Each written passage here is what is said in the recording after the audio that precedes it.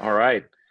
Well, pursuant to the governor's executive order to avoid gatherings of more than 10 and the governor's March 16, 2020 suspension of certain provisions of the Texas Open Meeting Act, the August 13, 2020 meeting of the Veterans Land Board is being held by video conference call as authorized under the Texas Government Code, Section 551, Tech 125. Access to this meeting is available to members of the public as we published in advance of this meeting in the Texas Register in accordance with the Texas Open Meetings Act.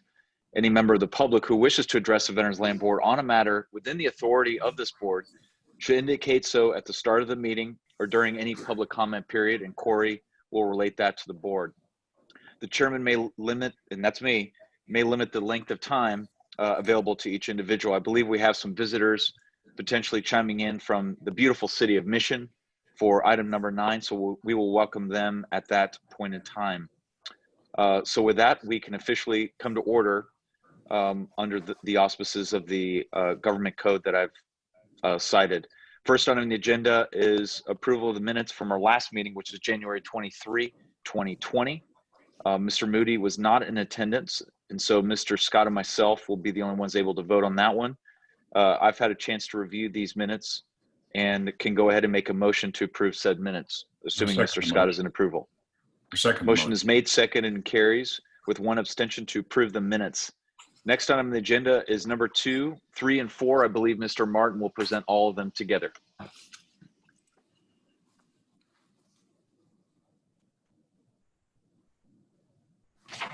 Thank you, Mr. Chairman, members. Yes, I'm going to take these 3 as a package, simply because these are 3 items that the board has traditionally given staff authorization annually to do. So I'm not going to go through in detail the memos, but I'll go through each one of them in general, and you can vote after I finish all 3 of them if you like. The first one is it would be your approval of the issuance of up to $250 million in tax-exempt new money general obligation bonds in the Veterans Housing Assistance Program between the next 1-year period, which runs from today, August 13th through August 12th of next year. Just as a reminder, this is a resolution that you approve every year and have for many years, and we're limited by federal tax law to no more than $250 million a year in new general obligation bond issuance. Demand in the program is such that we will expend that whole $250 million in the next year. The 2020 bonds were issued in January of this year, and I expect that we probably will be doing the 2021 bonds in January also, if demand continues as it has.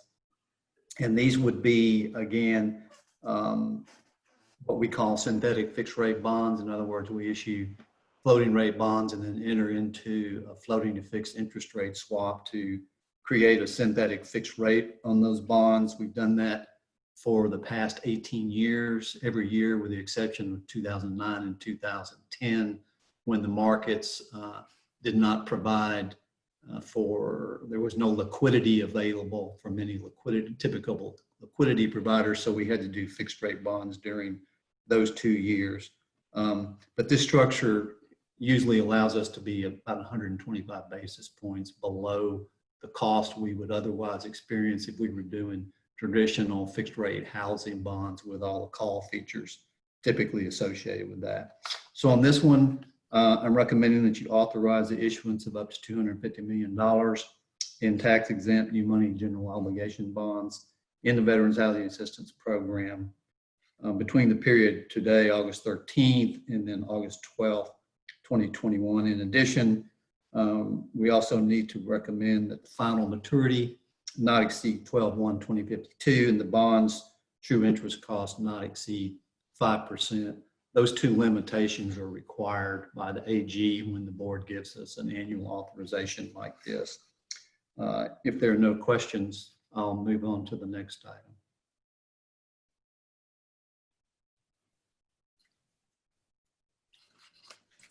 Commissioner, you're muted. I think you were trying to say something. Thanks, Council. You're welcome. Any questions from the board? No questions. Thank you. No Good questions. report. Thank you, Mr. Commissioner. So we move on to item 3. This is, again, is your annual renewal of the authorization for staff to execute certain interest rate swap transactions upon notice to either the chairman or the chief clerk. Financial markets for the past several years have been highly volatile. They continue to be highly volatile, but that does often create opportunities for entities like us that they're experienced in using derivative transactions, primarily interest rate swaps, to take advantage of opportunities that may arise. However, the board's quarterly board schedule doesn't provide the flexibility that we need in order to take advantage of those opportunities. So the board for several years, beginning in 2009, has authorized staff, delegated authority staff on an annual basis to enter into interest rate swap transactions as opportunities arise upon notice to you, the chairman or the chief clerk. We did not do any transactions in this past 1-year period. We looked at 2, got very close to doing 1, but could not agree with the counterparty on the spread to mid in that transaction. So we ultimately wound up not getting that transaction done. But we fully expect there will be more opportunities given the volatility in the markets. We don't see that subsiding anytime soon. So we really believe that annual adoption of this resolution is necessary to give us the flexibility we need to take advantage of those opportunities if they do arise. So with regard to this, I'm recommending that the board authorize staff to execute interest rate swap transactions upon notice to you, the chairman or the chief clerk, for the 1-year period beginning today, August 13th, and then ending August 12th, 2021. If there are any questions, I'm happy to answer them. Otherwise, I'll move on to item number 4. No questions. No questions on this one. I do have one question when we finish with number 4. Thank you. Okay, and we'll move along to item number 4. Approval of this item would constitute your renewal of the board's annual authorization of the substitution of existing liquidity facilities or the entrance into new liquidity facilities associated with either existing or new bond issues in the Veterans Housing Assistance Program or the LAM program. And then also the authorization of any necessary amendments to any resolutions associated with those bond issues.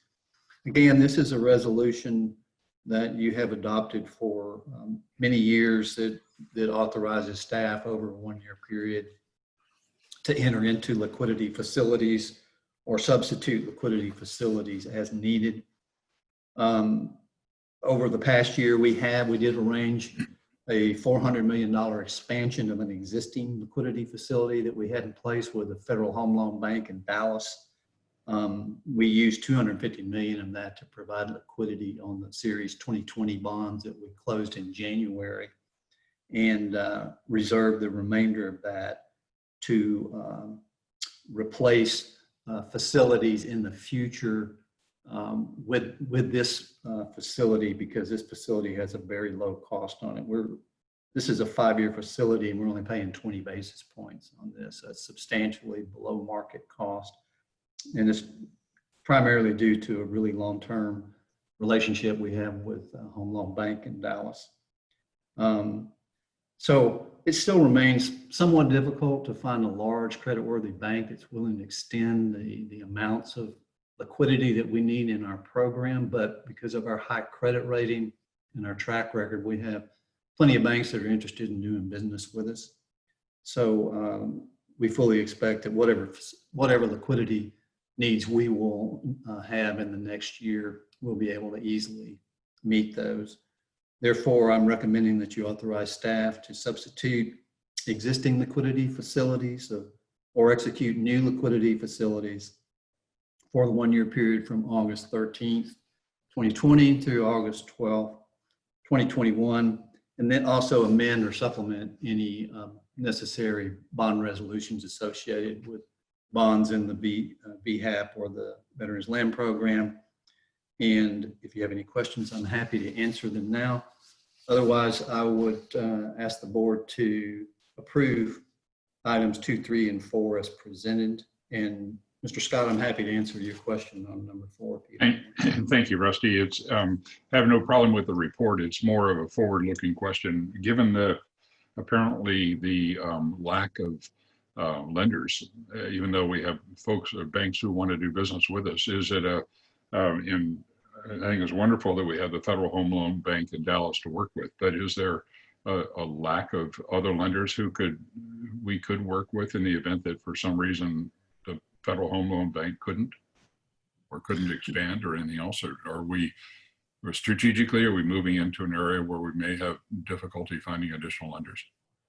So let me be clear that this is not a lending relationship. This is a liquidity facility. So in other words, they agree that if our floating rate bonds ever reach an instance where they could not be remarketed for whatever reason by the remarketing agents, that they would step up and temporarily fund those bonds until the remarketing agent could remarket them. So we're not borrowing any money from anybody. They're just agreeing for a fee to provide liquidity if there's ever an instance where our bonds can't be remarketed. So that has happened back in the crisis in 08 and 09.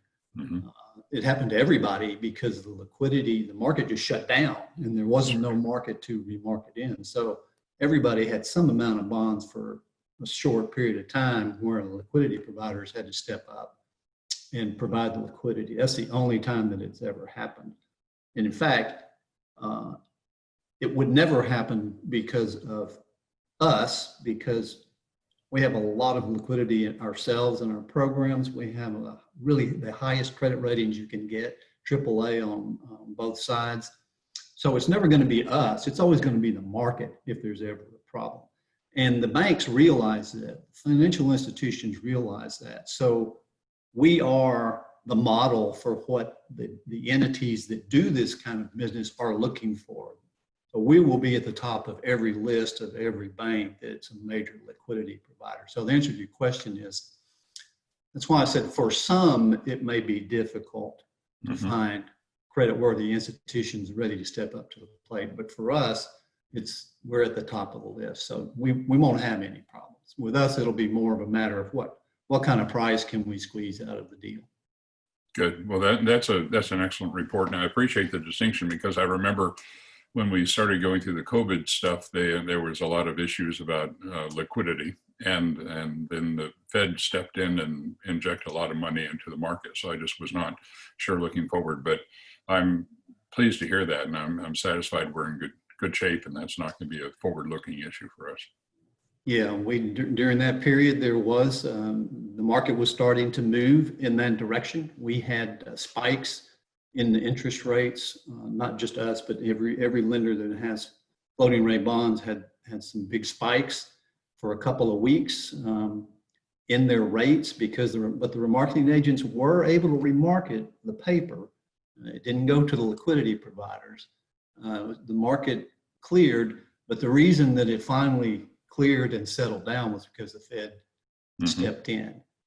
There were some remarkably high rates there for several weeks. And in fact, on the investment side, we took advantage of that as we should.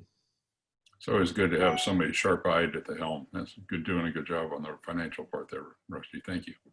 Well, thank you very much. I'll send you a check later. Thanks. So with that, Just kidding.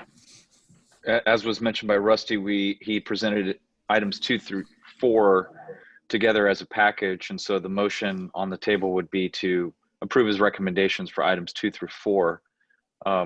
So I'll ask the other board members if there's a second. Second. And I'm assuming motion is made, seconded, and carries unanimously to approve items number 2, 3, and 4. Next on the agenda is number 5. Thank you, Mr. Chairman. Members, this is an item that we put on the agenda routinely for discussion, primarily for discussing interest rates in the housing assistance program. Given all that's happened so far this year, I wanted to go do a little bit deeper dive into what's going on in the markets. First thing I'll point out to you is that you see on the sheet you have there that our current base rate in the program is 2.83%. That is the lowest rate we've ever had in the program. Prior to this, the lowest rate was 2.84%, which was back in September of 2012. As you know, typically what we do when we we reset our base rate every week. And then veterans that are disabled that qualify can take 50 basis points off of that rate to determine what their rate is. So for someone that qualifies for the disabled veterans discount, they're looking at a 30-year rate of 2.33%, which is an extremely low rate. That causes some problems for us if we're talking about this for a long-term perspective. And so I want to talk a little bit about just sort of how we typically set our rates, but what's going on now, and it's market driven. So usually, as you know, we have a benchmark that we had to construct a benchmark. It's based on Ginnie Mae pricing. And then we set the base rate at a spread of somewhere between 15 and 65 basis points below that benchmark. And that's the spread that the board has approved. Occasionally, as you know, we adjust that. We've talked in the past about adjusting it down to 0, but we've left it at 15 to 65. And so in 2019, we had really, really high loan demand. We did $800 million in loans that year. Normal for us is 500 to 600. So we started setting that rate at basically 15 basis points below the benchmark every week in order to bring that demand back under control. And we had started to bring it back under control before the pandemic set in. Of course, the pandemic has had somewhat of a chilling effect on the overall market, but not as much as one would expect, particularly in the mortgage market and particularly in our mortgage program. But what had happened is in March of this year, when the pandemic began to be fully realized for the problem it was going to be, the Fed took dramatic action. Early in the month, they reduced their rate, I think by 50 basis points in the first week. But then by the middle of the month, they had already called another unscheduled meeting, and they reduced the target rate all the way down to 0 to 25 basis points. So that was a reduction of 150 to 175 basis points. It had a tremendous impact on the short end of the curve and on all products associated with the short end of the curve. But where it did not have an impact is on mortgage rates. Mortgage rates, if you look back at that period and even to today, have been pretty sticky, right around 3%. The reason for that is, there's a lot of reasons for that, but the main reasons are that the lenders can't follow the Fed all the way down in that 0 to 25 basis point range because they have a cost of capital. And they have a cost of capital that's still substantially higher than that, and they still have a profit margin that they need to maintain. So those mortgage rates in the market are still stuck sort of in that 3% range. Last week, conventional 30-year rates were somewhere around between 305 and 310. VA, FHA were somewhere in the 285-ish range. So my point is, since that happened, I have not been able to keep setting the rate like I used to using that spread model. I've had to move more to a rate that reflects relatively what's going on in the market with primarily VA and FHA rates. So that's why if you look at the spread, the difference there between our rate and the benchmark, it's only 1 basis point. Typically, that would be 15 basis points or higher. So bottom line is, I expect that that's going to continue. Even, we are not going to be able to go much lower than that for a long period of time because we have a cost of capital too. And our cost of capital on this particular bond issue that's out now is about 2.4%. So we're just not going to go much lower than this is what I'm saying. So I don't think we're going to be in a position where the market moves through that. If it does for a short period of time, that's fine. But I'm saying that this is probably, at least for the foreseeable future, unless rates start moving back up, which that's always a possibility too. I think this is sort of the range where we're going to be, somewhere in this 2.85 to 3% range for the foreseeable future. So at this time, I'm not asking for any changes. I'm just letting you know that that's the way that I'm having to set the rate now, and I expect I will for the next several months, and if and until something changes in the market. But I just don't see that really being the case because of the cost of capital floor that's underneath all those loan originators platform. Happy to answer any questions, but no action is being recommended at this time. I don't know if there's any questions from the board. I had 2 quick questions. When we're talking about FY 2020, kind of pre and post-COVID volumes, obviously over the 11 months, you said you were at 400 million. What was kind of the rate pre-COVID, and was it more similar to 19, or were we consistently lower based on kind of that target being that 15 basis points? And the second question I had was, given the challenges with the cost of capital and the 50 basis point discount, I think we talked about this before, but what percentage of our loans, qualify under that disabilities program? And is that kind of the challenge because a large percentage fall into that, and that's down at our cost of capital? Yeah, let me take the last question first. So the percentage of veterans that participate in our program that qualify for the disabled discount is very high, over 80%, maybe 85%. And maybe even a little higher than that. So yeah, that's why that's so important, because that's where the funding comes from. Those veterans comes from tax-exempt bond proceeds. The other veterans are funded out of taxable bond proceeds, where we have a lot of flexibility there.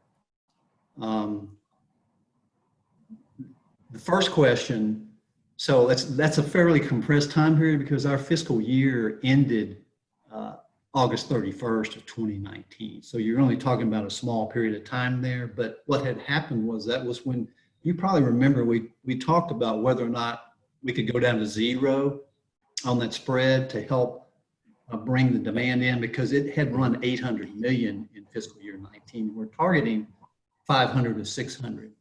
So we went to 15 and left it there. And for the first few months of the fiscal year 2020, it had moved down into the sort of a normal range of about 40 to 45 million a month, maybe 50 million a month. So between that 500 and 600. So we were on track to move back in that range. When the pandemic hit, it pushed it down, more in the high 30s sort of range. So it's running about 85% of normal, which I think is pretty good. But that just goes to show you what kind of impact we have. You look at these interest rates. I mean, these are historically low rates, and we're still not running 100% of normal. Okay, Thank you, Rusty. Yeah, that helps understand the impacts between our interest rate moderation and the actual kind of COVID impacts on demand for the product. So thank you. Mhm.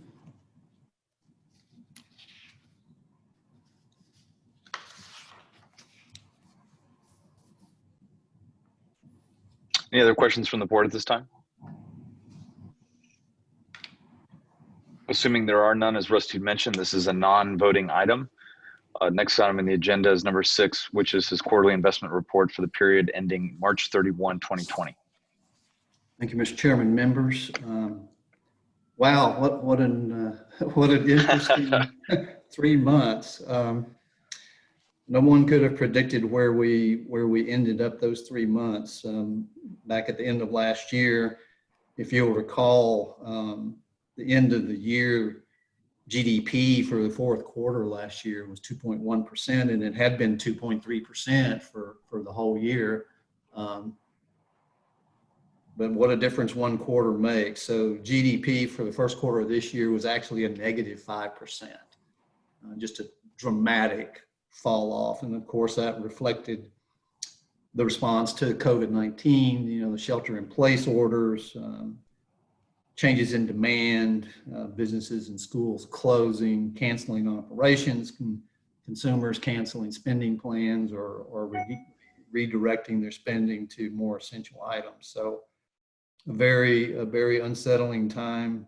Unemployment rate ended the quarter at 4.4% from 3.5% at the end of the year. And of course, we know it's well over 10% now. The full effects, unfortunately, of the pandemic still could not really be quantified in the first quarter because some of those impacts are embedded in the source data, and it's just not easy to separately identify those. So we're still going to see the effects spill out as we go along. As I mentioned earlier, the Federal Reserve was very aggressive during the period beginning in early March, citing what they called, quote, the evolving risks to economic activity. They lowered their Fed funds range by 50 basis points down to 1% to 1.25%. That was on March the 3rd of this year. And then, as I said, they had an unscheduled meeting just less than 2 weeks after that on the 15th. And then they lowered their rate dramatically all the way down to a range of 0% to 0.25%. And they indicated that range would stay there until they were confident that the economy had weathered recent events and gotten back on track. In addition, they reaffirmed the continuation of their balance sheet normalization program that they started in October of 2017. And just to refresh your memory, that centers around their reinvestment of principal payments from its holdings in agency debt and mortgage-backed securities and rolling over at maturity of Treasury securities. They also stated that they would monitor the implications of incoming information, including, I find interesting, public health information. And that's the first time they've ever said that. And they would use the tools that they have in the manner that is required to support the economy. And in addition, timing and size of any future adjustments would be based upon whether or not they were close to achieving their targets of maximum employment and 2% inflation. I don't know really how they determine conditions relative to their maximum employment objective when unemployment is as high as it is, but I'm sure they'll figure something out. I guess the bottom line is we're in uncharted territory here. They have talked about, discussed the possibility of negative interest rates, officially having negative interest rates. Of course, the market has already got negative interest rates related to a lot of the short-term treasuries. The effective pricing reflects negative interest rates, but the Fed itself, at least through Chairman Powell, has indicated that he is not a fan of that. And so I don't see that that is going to be something that materializes, at least not as long as he's a chairman. As far as our portfolio is concerned, it's sort of business as usual. We did reduce our duration during the period from 4.17 years to 3.56 years. Our target's 3 to 4 years, so we're right in the middle of that duration target. There's a chart on the second page that shows you the asset allocation. We're within our limits on all of those targets. We have been building up a corporate bond portfolios. You'll notice it's at 10% now. And we're going to continue to monitor these conditions, and we'll adjust as necessary. But we have made some adjustments, particularly on the corporate bond side. When the market dislocated earlier this year and the Fed stepped in, they didn't initially support the corporate bond market. They supported treasury markets, of course, agency markets, and yields on those markets decreased substantially, but the yields on corporate bonds did not. In fact, they went the other way. They sort of sold off because there was no support early on. So that created some opportunities for us to buy some really high quality corporate paper at significantly attractive prices. So we took advantage of that at that time. If you look at the charts on page 3 of the report, principally the one in the middle, we can talk about the performance. So the total return for the quarter for the portfolio was 1.22%. The benchmark was actually 2.11%. The reason that there's such a difference between the two is that the duration on the benchmark is only 1.34 years versus 3.56 on our portfolio. And if you look at what happened during that quarter, almost all of the action was in the very front end of the curve. So the benchmark had a much more dramatic increase in price because it has a much shorter duration. Also, the corporate bonds that we had introduced in the portfolio did not participate in that rally at that time because the Fed had not stepped into that market.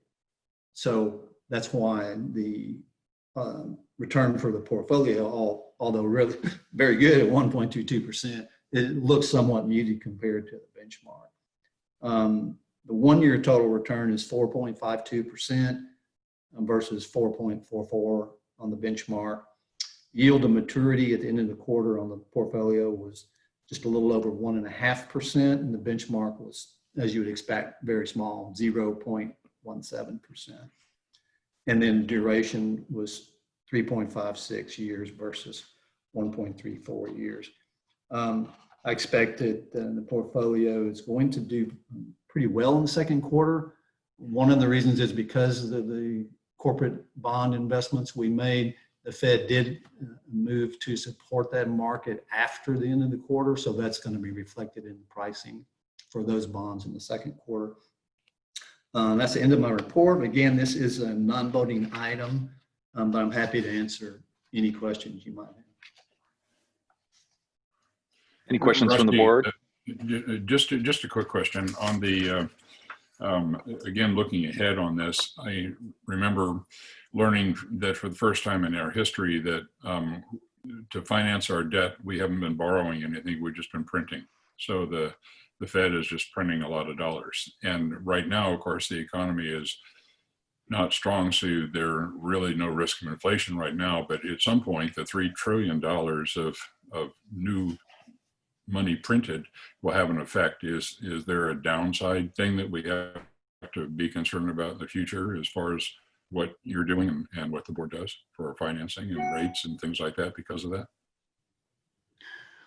Well, the threat of inflation is always present. Obviously, over the past several years, since the last recession, it's been pretty controlled. We are in a recession now. The Business and Economic Bureau has already announced that. So I don't think there's any immediate risk that we're going to see pronounced inflation. Remember, inflation itself is not a market mover. It's unanticipated inflation that's a market mover. So to the extent that that inflation falls in line with what's indicated in long-term yields, the market will adjust. It's if there's surprises that the market will adjust more severely. But again, our duration on our portfolio is only 3.5 years, which is relatively a short overall duration. When inflation becomes an issue, it's usually in the longer part of the curve, and that's the part of the curve that really gets hit hard in terms of pricing. So even if there was an unanticipated amount of inflation that showed up, it's not going to have a major impact on this particular portfolio. It would be portfolios that are longer in nature that would really get hurt. Good answer. Thank you. Just a quick comment, Commissioner. Rusty, I'll just be interested to see, was excited when we made the decision about corporate paper and corporate bonds. I believe it was last year. And as you said in your comments, hopefully that'll set us up well here in the second quarter. But look forward to seeing, the fruits of that, asset allocation kind of shift.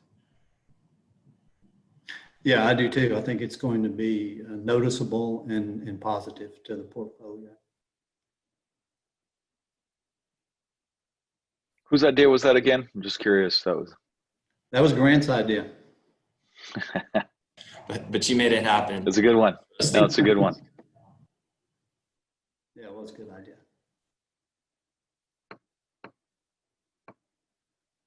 Any other questions? Excellent. Appreciate that, Rusty. Thank you, Mr. Chairman. Next on the agenda is number 7. Morning, Mr. Chairman, members of the board. For the record, my name is Charlotte Mumford. There were 3 tracts offered during the forfeited land sale online bidding period of March the 2nd, 2020 through April the 28th, 2020. We received a total of 110 bids, resulting in 3 high bids. Staff is requesting that the board award all high bids that meet qualifications for the land program. I will be happy to answer any questions you may have.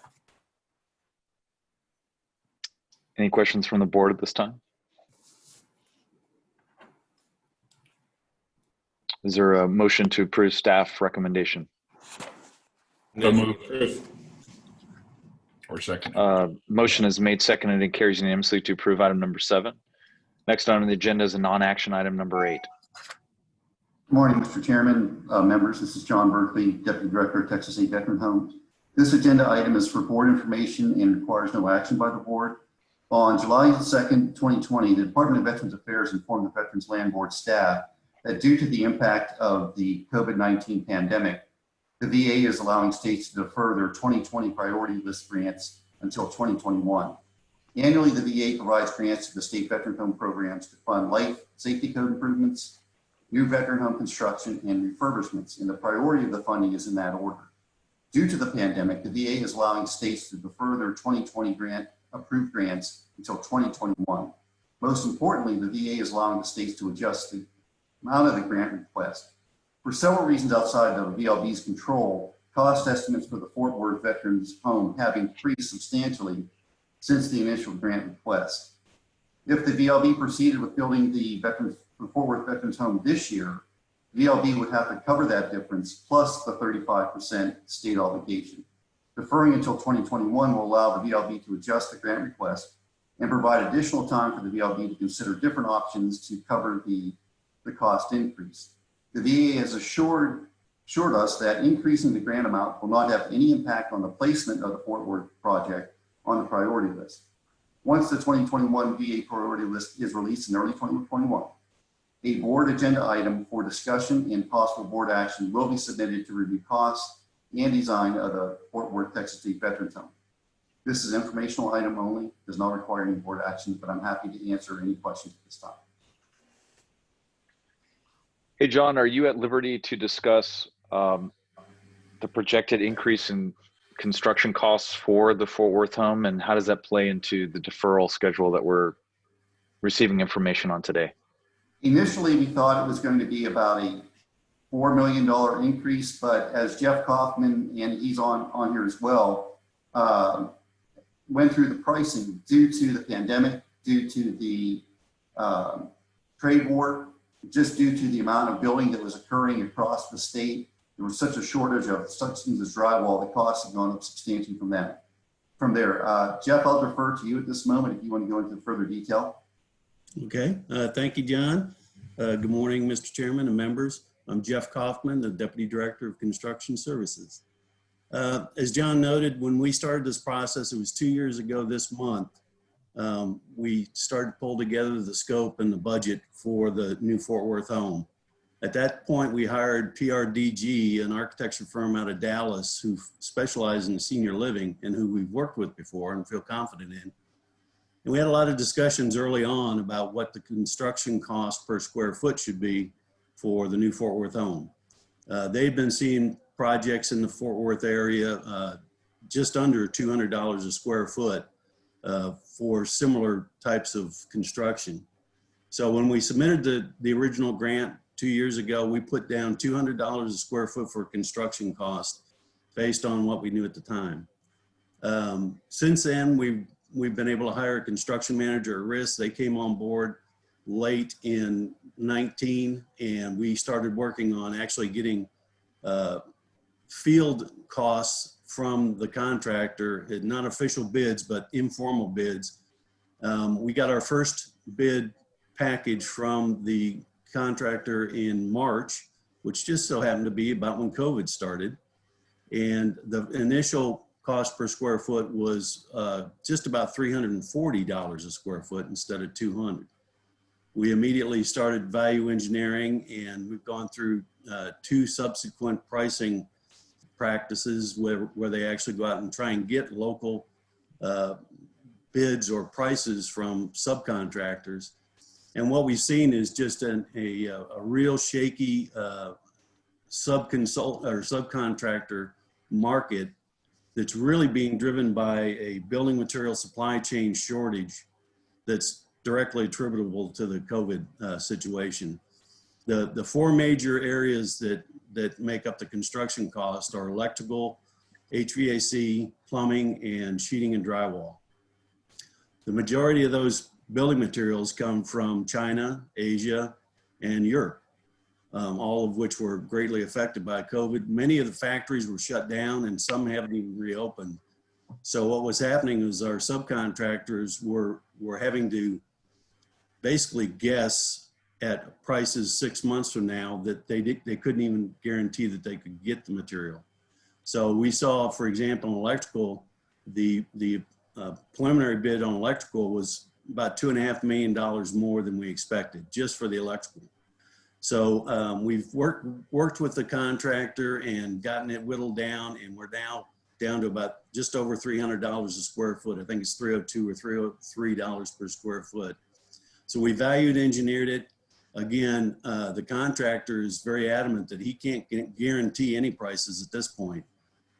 So what we hope to do is, as we resubmit the grant proposal, is use the $300 a square foot for now, and then we're probably 6 to 9 months out before we actually, if we get approved by the VA, actually going out to bid, where we can get realistic numbers, and hopefully by then the supply chain may have recovered. So it was an unforeseen situation. Again, $200 a square foot seemed reasonable. Since that time, we found out the final costs on the Houston home, and that for construction was about $249 a square foot. We felt like the design differences based on the VA requirements were going to be quite a bit less. So the 200, again, seemed like a reasonable price at the time. And given the COVID situation, we're at 300 right now, and we hope to get it down as we go out to bid. Thank you for that. Yeah, I just thought it was important to point out to the rest of the board that supply chain issues are affecting the cost of construction here which is by far the largest line item in all this. And so, the deferral, I mean, we're not asked to vote on anything today. This is merely an informational agenda point, but I just thought it was important to know that the deferral could actually work to our advantage as the supply chain disruption is smoothed out, hopefully in the next few months. One other kind of, nitpicky question is, there's a lot of discussion about HVACs and its ability to basically eliminate or mitigate against virus spread in homes. Is that currently contemplated in our bid right now in the Fort Worth home? Yeah, we actually, before we got the last pricing, our mechanical engineer has been working with all the homes to try and figure out what the best solutions are, and been working with HHSC. And one of the things that they recommend is negative pressure in at least one of the wings. So if you do have an outbreak, you can put the affected residents in that one wing and control it. We're also going to a higher level of filters, a high level of almost to a HEPA filter in that one section. So yeah, we have incorporated knowledge to date, and that's included in the $302 a square foot.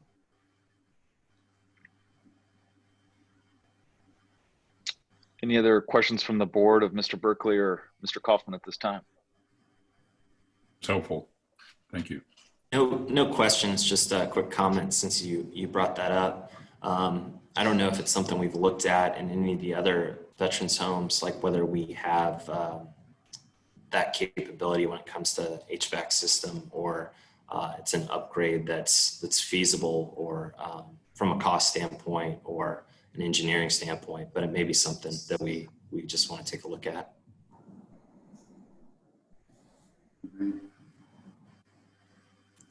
Yeah, I know that in our existing homes, our mechanical engineer's been working with the homes.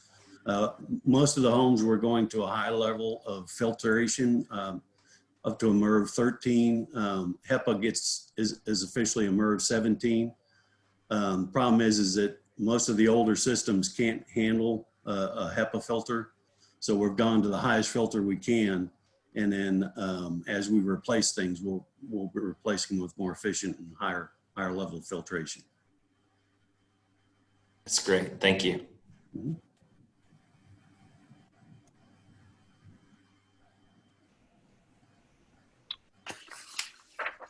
Thank you for that comment, Grant. That was a non-action item, and that brings us to item number 9.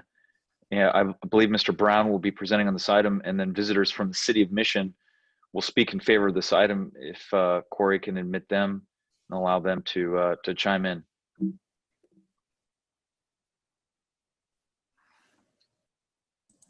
Eric, you're on mute. We'll try it again. Good morning, Mr. Chairman, members of the board. For the record, my name is Eric Brown, Deputy Director of the Texas State Veteran Cemeteries.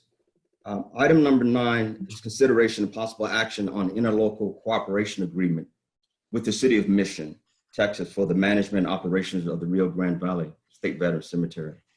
And if necessary, delegating authority to the GLO Chief Clerk, Executive Secretary to approve final contract terms with the City of Mission. For a little background information, since the summer of 2019,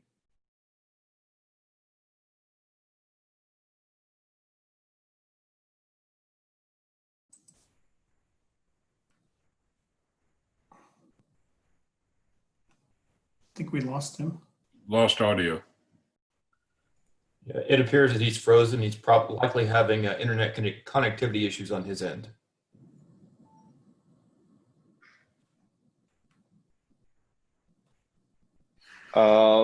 We can, perhaps Corey, you can work with his connectivity. He could dial in maybe, and we can maybe jump it to number 10. Is that okay, Council? Yes, that's fine. We can delay this item until Eric comes back. Okay, we'll table number 9 and then jump to number 10, which actually is a voting item. I believe Mrs. Karina Erickson will also chime in on this agenda item. Good morning. My name is Karina Erickson. I am the Deputy Director of Communications for the General Land Office and oversee the VLB marketing team. Since 2011, the VLB has had a marketing contract in place to advertise the services to Texas veterans, military members, and their spouses of everything that the VLB offers. This past year, we had that contract in place with the goals of increasing brand awareness, increasing our home and land loans, and basically fulfilling census in our Texas state veterans homes, the cemeteries, and increasing unaided brand awareness in general. Over the last several months that we've had this contract in place, we've generated 18 million impressions on Texas veterans, and that number continues to rise as we fulfill out this last end of the contract. As we move to the future, we're asking for a reapproval of that contract for the same amount. Our goals would be to increase the census in the homes, knowing that we're having issues with that at the moment given the pandemic, and continue to put all of our efforts toward that brand awareness and really concentrating efforts towards the home in addition to our other programs. And I'm happy to answer any questions. Board members, you may be asking, why are we approving the contract under some of the recommendations from Sunset last session? I believe it's, council may want to correct me, but any contract over 50,000 or in excess of what, 2 years, we have to reapprove? And no, it's more substantial than that. It was the policy the board approved earlier this year. I believe it was $1 million, which I believe this one is for another year. So that's why the board is going to see this one and going to start to see more contracts like this, more substantial contracts. Any other questions from the board on this, on the media contract? I just have a short comment. For the first time, I have seen some of the VLB commercials. They're well done. I hadn't seen them before, and I was out cheering in the family room, saying, "That's my guys." It's very nice. That's fantastic to hear. Sure. Yeah, I just confirm that. I was looking at those videos this morning. It's the first time I had seen them as well, and some really good content. I was just going to ask a question on the TV ads, as far as targeting, and the efficiency of that marketing. Do you have any background on that and how they're doing that to target veterans in our market? Absolutely. So we're actually very lucky with the marketing firm that we did put in place for this year. We've used other marketing firms in the past, but this time we're actually using Oracle's data set on that, which is going in and able to actually target and put basically names and contact information to Texas veterans that we're aware of, as we have a massive Texas veterans population. And then we're also using Spectrum Reach to be able to go in and target all of that data so that we know that the TVs that we are hitting, in addition to pre-roll and post-roll, are Texas veterans or military members and their spouses. For example, one of the unique things that we've been able to do to drill further into that data targeting is with our Houston nursing home. At the beginning of the year, we knew that we needed to get applications in for that home.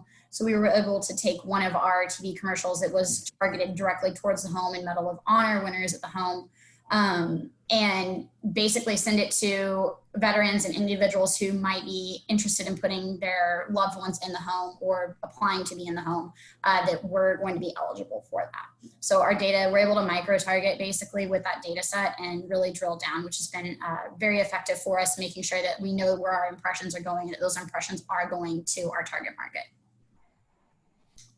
That's wonderful to hear, Karina. Great job. Thank you.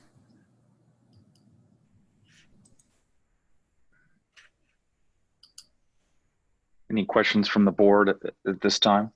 Could entertain a motion to confirm staff recommendation. So moved. Seconded. Motion is made to second the motion. The motion is seconded and the motion carries unanimously. Next item on the agenda is, or is Eric Brown back on? Do we know, Corey? Mr. Chairman, can I make a suggestion?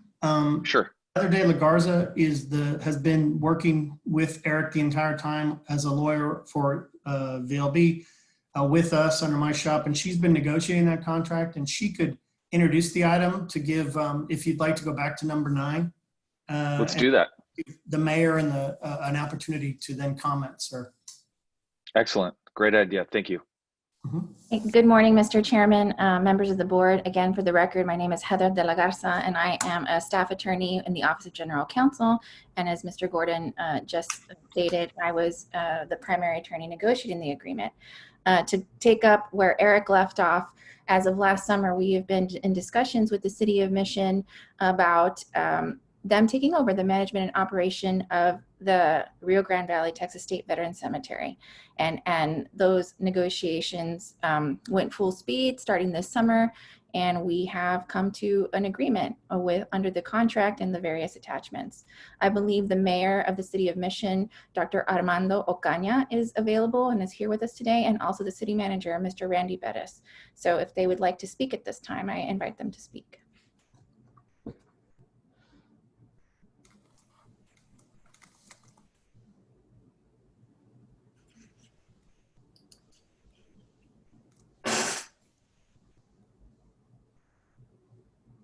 Dr. Ocaña. I'm sorry, I failed to push one button, and you probably noticed that. Good morning, everyone. This is Dr. Armando Ocaña. I'm the mayor of the City of Mission, and very proud to be the mayor of the City of Mission, because today is another historical moment in the City of Mission that if this is approved, will be the first time in the municipality which will be engaged in the management and operation of a nationally recognized veteran cemetery. I could be giving you a dissertation and having you here till the eve of the morning, but I'm gonna make it very, very clear. The pledge the City of Mission has is that we will not allow the cemetery to fall below the Veterans Administration and National Cemetery Administration standards of operations and appearance. Again, this is the pledge that the City of Mission, that on behalf of all the citizens of Mission, we are very proud to be one out of the 7 municipalities that are rare in having this veteran cemetery here in Mission. We don't let any of our veterans be buried unattended. I pledged to my constituents that we will always have somebody from the City of Mission there to bury them. I am not a veteran myself. I do want to declare that. However, I am proud son of a World War II veteran that served in the European theater, and proud brother of 2 veterans that served in the Vietnam War. And fortunately, one of my brothers is already buried there. So I just want to make that clear, that not only is it personal, it's professional, and we're making a public pledge to you all, the board members, to entrust us with the opportunity. And without further ado, I'll let my city manager continue with his presentation. Good morning, members of the board. For the record, my name is Randy Perez. I'm the city manager for the City of Mission. Again, just as the mayor mentioned, we will be, it's definitely a great opportunity for us, and you know, it's an honor and a pleasure for us to have this opportunity to take on the operations of our veteran cemetery. It is something that we're very, very proud of to have in our city, and we take great pride in that. Just also for you all's information, we are planning a construction project that will expand that area to beautify the existing roadway where the veteran cemetery it currently is. And so we've been working on that for the next year or so, on expanding that roadway to beautify that area more than what it currently is. But at the same time, appreciate the Texas General Land Office and the Veterans Land Board for this opportunity. Again, like the mayor mentioned, it's an honor and a pleasure for us to serve in this capacity, and we appreciate the opportunity. Thank you all. Thank you, Mr. Bettis. Thank you, Dr. Ocaña, for speaking on behalf of the item today. Just one more bit of information for the members of the board. The total value of this contract over the course of 1 year will be $750,000, broken up into 12 monthly payments of $62,500. So at this time, if there are any questions, I'm happy to entertain them at this time. Any questions from the board? Okay. I have one question. It was The summary of the matter says that the City Council was going to vote on the measure at their August 10th, 2020 meeting. Presumably that was held and approved. Yes, sir. I can probably say that that our City Council and the mayor voted 5-0 unanimously to enter into the contract. You ran a tough meeting there, Mr. Mayor. Good job.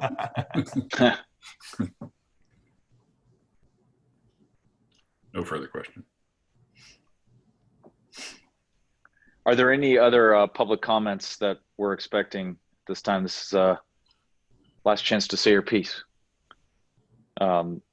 Assuming there is no further public commentary, I could throw out the motion to confirm staff recommendation.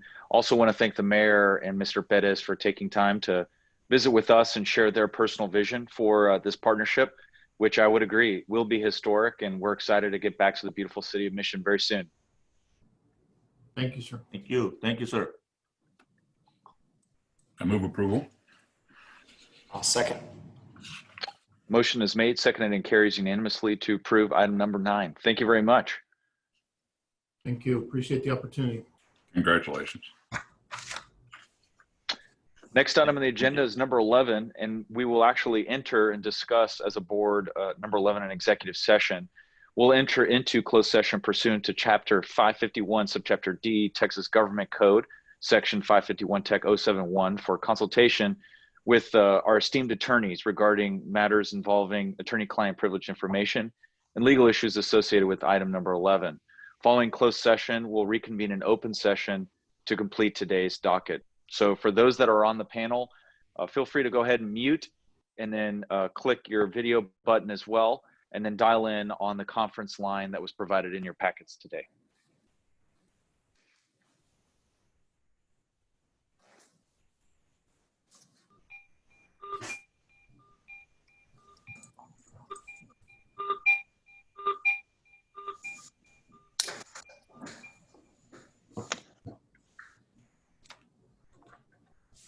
Kind of a catchy tune.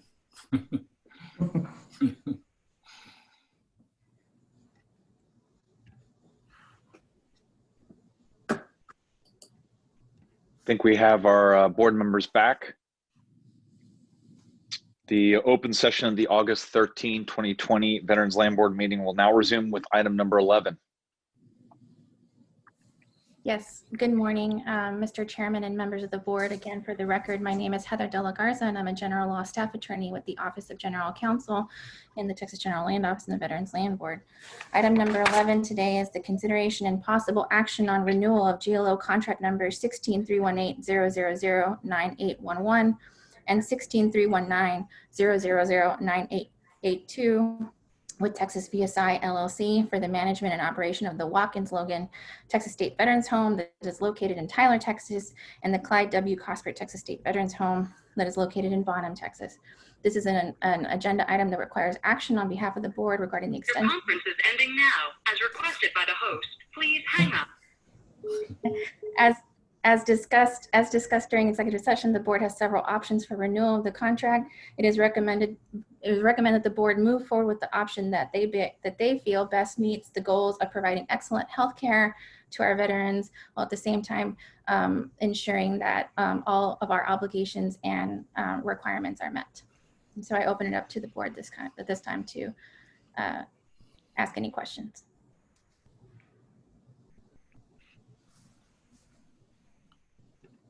I have no questions. Mr. Commissioner, do you want a motion or do we want? Yeah, I can, yeah, I mean, I feel comfortable making a motion to adopt staff recommendation to renew for 1 year with the vendor in question based upon the conversation executive session.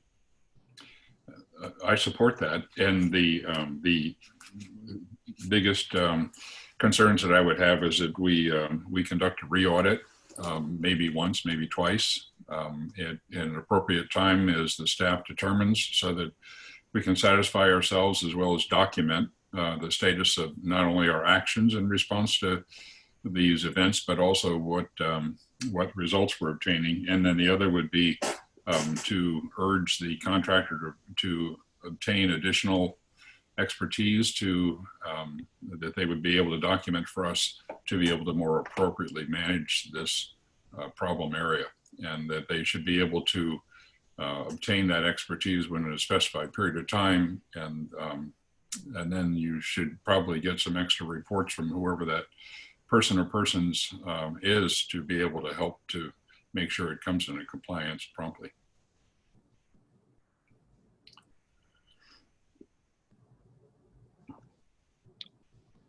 Just to be clear for council, we will go ahead and I will make a motion just on the contract itself. In terms of the other deliverables, I believe, if council wants to correct me or Heather, staff would pursue that and just report back to the board on the interim measures that we discussed in executive session.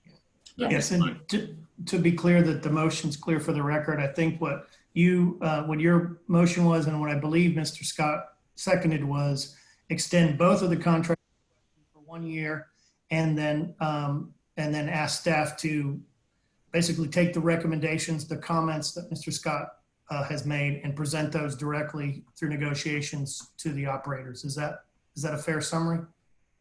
Yes, and then let us know the results Yes, of the action. Yes. Yes, we will. The staff will absolutely report back to the board on these issues. I think it's a good result. So moved. Seconded. All Craig, those in you're favor, on aye. mute. Aye. Aye. All those against, say nay. Motion carries unanimously to approve item number 11. Thank you again, Heather, for your outstanding work on this, and Jeff as well. John, appreciate your insights on the issue, and we look forward to staying engaged on it. There being no further business before the Veterans Land Board meeting, the meeting is hereby adjourned.